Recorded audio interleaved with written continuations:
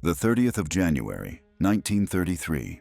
In Berlin, the German Republic crumbles in a single day when Adolf Hitler is appointed Chancellor of Germany. Crowds are forming outside the Reich Chancellery, drawn by his fiery rhetoric and nationalist promises. But lurking behind Hitler's new government is a paramilitary force known as the Sturmabteilung, or the SA. Nicknamed the Brownshirts for their distinctive uniforms, these men thrived on violence and intimidation, shielding Nazi rallies, assaulting political opponents, and taking over city streets by force.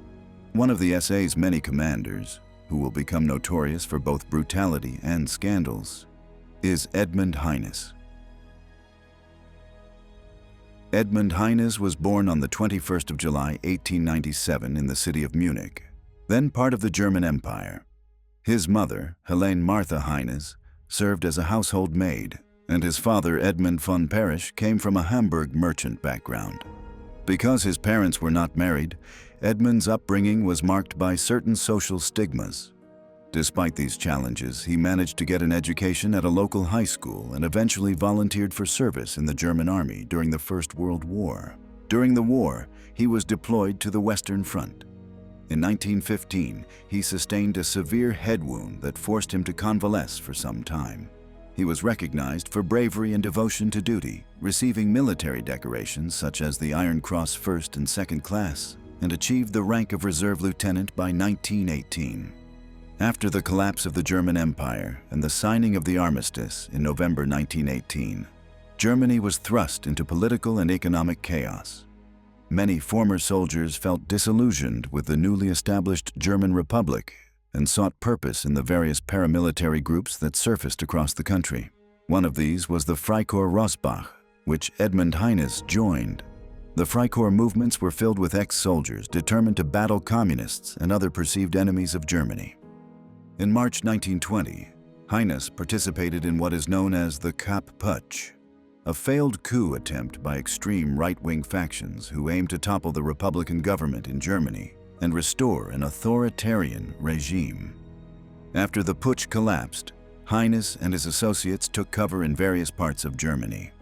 A few months after the failed coup, a violent incident occurred, one that deeply marked his reputation and legal standing. The so-called Femimord of Willy Schmidt. The Femimord relates to extrajudicial executions carried out by groups of fanatics who believed they were acting to protect Germany from traitors or subversive individuals. In this particular case, Heines and other former Freikorps men suspected Willy Schmidt of planning to report hidden weapons caches to the authorities or political enemies of the far-right movement. Fearing betrayal, they chose to silence him forever. Schmidt was allegedly taken into a wooded area, severely beaten, and then shot. When these crimes came to light, they triggered an investigation and later prosecutions. Meanwhile, the Nazi Party was getting stronger in Germany. Hitler's group of fanatics embraced extreme nationalism, anti-Semitism, and calls to overturn the Treaty of Versailles. They initially created the Sturmabteilung, the famous SA, as a paramilitary force to defend party rallies, break up competing gatherings, and project an image of militant strength. Heines found this environment appealing, as it aligned with his sense of direct and brutal action. He joined the SA and the Nazi Party and began to rise in the party ranks. In these circles, Heines first met Ernst Röhm. Röhm, a key figure in the Nazi movement, was famous for his own frontline service and for shaping the SA. Röhm welcomed tough individuals into his ranks, so he took a liking to Heines. In November 1923, the Nazi Party attempted its own coup in Munich, the infamous Beer Hall Putsch, though it ended in failure. Hitler was arrested, as were many who had marched with him. Heines also received a prison sentence for his role in the coup, but it did not stop him from remaining loyal to Hitler's cause. But outside the prison walls, everything seemed to change. After the unsuccessful coup, the Nazi Party was banned. The situation shifted once again after Hitler was released in 1924, and the ban on the Nazi Party was lifted 1 year later. By the late 1920s, Heines resumed a leading position in the SA. At that time, state officials discovered enough evidence to charge Heines with involvement in Schmidt's killing in 1920. The legal proceedings, often referred to in the press as the Stettin Femimord trial, would eventually find Heines guilty of manslaughter. He claimed that Schmidt was shot in a moment of panic or confusion, yet the court believed that his motives were steeped in the vigilante mentality of the times. On the 22nd of January 1928, Heines was arrested in Schongau for his involvement in Willi Schmidt's murder. He was transferred to Stettin, today's Polish Szczecin, as the main defendant in the trial for Schmidt's murder. The prosecution demanded the death penalty for Schmidt's murder, but the judgment of the Stettin court was 15 years in prison for manslaughter, later lowered to 5 years. At the end, on the 14th of May 1929, Heines was released from custody by a decision of the Stettin court on a bail of 5,000 Reichsmarks. In 1930, Edmund Heines won a seat in the Reichstag, the German parliament, as a Nazi representative. The Reichstag was often the stage for rowdy exchanges, especially between Nazi members and left-wing politicians. Because Heines had no patience for the parliamentary process, he engaged in physical confrontations. In one notorious incident in 1932, Heines and other SA-minded deputies assaulted a former Nazi who had defected to the Social Democrats. A man named Helmut Klotz, who had revealed certain private letters of Ernst Röhm discussing homosexuality. Heines and his colleagues physically attacked Klotz in the Reichstag's cafe, leading to a public scandal. This incident followed just a few months after the SA structures were shaken to their foundations. In 1931, the leader of the Berlin SA, Walter Stennis, rebelled against the SA leadership and declared that he and his followers would never serve under a notorious homosexual like Röhm and his Puppenjungen, meaning male prostitutes. Among these so-called Röhm's prostitutes also belonged Edmund Heines. The internal opposition to Röhm intensified in February 1931 when Hitler replaced Stennis with Paul Schulz, who promoted Edmund Heines and Karl Ernst, both homosexuals, within the Berlin SA. Despite these controversies regarding homosexuality among the highest ranks of the SA, Heines climbed higher in the SA. After Hitler was named Chancellor on the 30th of January of 1933, the Nazi takeover of Germany was coming to the final stage. The SA gained enormous influence as it was unleashed on political enemies across the country. The SA's brand of street violence targeted communists, social democrats, and anyone labeled an opponent of the new regime. Heines, however, was especially noted for his brutality. In the spring of 1933, Heines was assigned as the deputy to Helmut Brückner, Gauleiter of Silesia, and later he became police president of Breslau. In that role, he oversaw the creation of a small concentration camp named Durgoy, sometimes referred to as Private Camp of Heines. Former or potential opponents of the regime were detained there, experiencing harsh conditions and violent treatment. Accounts from detainees point to an environment of fear, highlighting the willingness of the local SA leaders to torture at will. His track record gave Heines a sense of impunity. He often considered himself unstoppable. While all this was happening, the German army, conservative elites, and some members of the Nazi Party grew more uneasy about the growing might of the SA. The SA, with millions of members by 1934, significantly outnumbered the Reichswehr. The German military and its leadership under Röhm advocated for radical changes in German society and army structure. Röhm's dream was to merge the SA with the Reichswehr, giving him direct control of a mass army loyal to him. Hitler, on the other hand, had consolidated power by forging alliances with traditional institutions, including the army and large industrialists.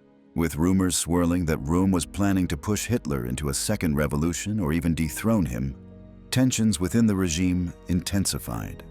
This crisis peaked in late June 1934. Hitler had no intention of allowing the SA to overshadow him or the Reichswehr. Behind the scenes, he coordinated with Heinrich Himmler, Joseph Goebbels, and Hermann Göring to stage a purge. On the 30th of June 1934, in what would become known as the Night of the Long Knives, the SS eliminated top SA figures. Ernst Röhm, the leader of the SA, was arrested in Bad Wiessee, a small Bavarian resort near Lake Tegernsee, where many other SA leaders had been summoned to attend an SA conference. Hitler himself reportedly arrived there in the early hours, unexpectedly catching the SA men off guard. Among those staying in Bad Wiessee was Edmund Heines. Sources indicate that the SS found him in a compromising position. He was caught in bed in the arms of a male who was later identified as Edmund's 20-year-old driver, Erich Schiebeck. Heines refused to cooperate and get dressed, and when the SS detectives reported this to Hitler, who had arrived by then, he stormed into his room and yelled, "Heines, if you are not dressed in 5 minutes, I will have you shot on the spot." After 5 minutes had passed, Heines had still not complied with the order. As a result, Hitler became furious and ordered his SS men to have both men executed. While the personal habits of Ernst Röhm and other SA leaders were known to Hitler, the specific circumstances surrounding Heines that morning provided ample ammunition for Nazi propaganda to publicly claim that the SA had become a nest of moral degenerates. The question of Heines's sexuality was used to discredit him and, by extension, the SA's radical leadership. Hitler was apparently furious upon seeing Heines in that situation, and the official government press soon circulated the story as a justification for the purge.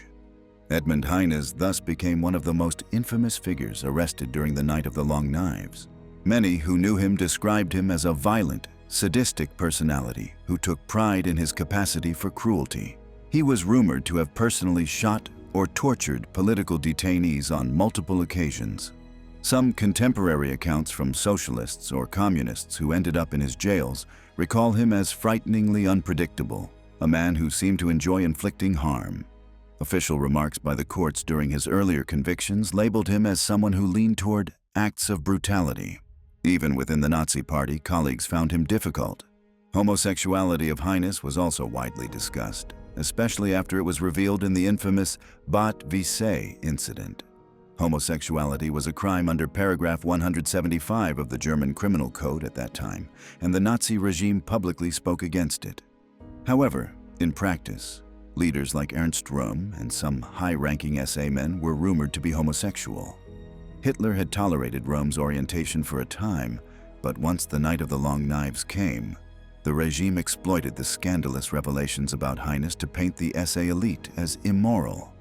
The official press hammered the message that Hitler was ridding the party of what they called perverse elements. Heines was arrested, taken into custody, and moved to Munich's Stadelheim Prison. There, on the 30th of June 1934, the 36-year-old Heines was shot by members of the Leibstandarte SS Adolf Hitler. Many SA leaders were executed, including Ernst Röhm.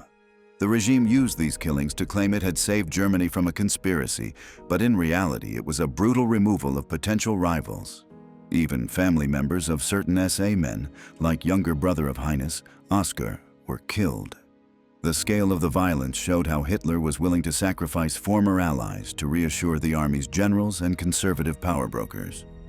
In the press and among the public, the death of Heines in June 1934 was, to many, a relief from a man they saw as a ruthless killer. People in Breslau, for example, who had experienced his management as the police chief, apparently received the news of his death with little regret. Hitler's official statements claim that the purge was an unfortunate but necessary step to remove traitors from the Nazi movement. The regime pointed to Heines's uncovered private life, plus an alleged plan by Röhm and his henchmen to overthrow Hitler, as proof that the SA was out of control.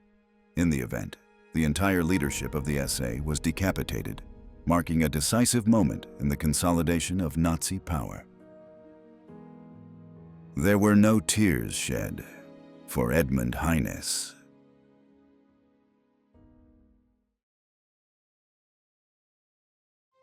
Thanks for watching the World History Channel. Be sure to like and subscribe and click the bell notification icon so you don't miss our next episodes. We thank you, and we'll see you next time on the channel.